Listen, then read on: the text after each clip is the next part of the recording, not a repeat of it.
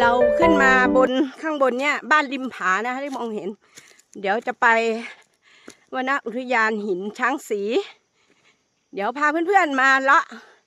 ริมผาก่อนนะคะโอ้โหเดินขึ้นมาก็เหนื่อยพอสมควรนะคะ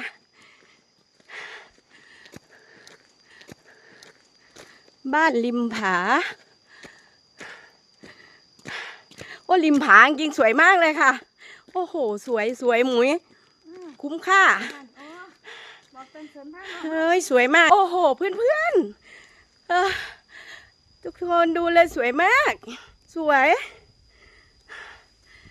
โอ้โหเพื่อนๆดูสิเหมือนสวรรค์เลย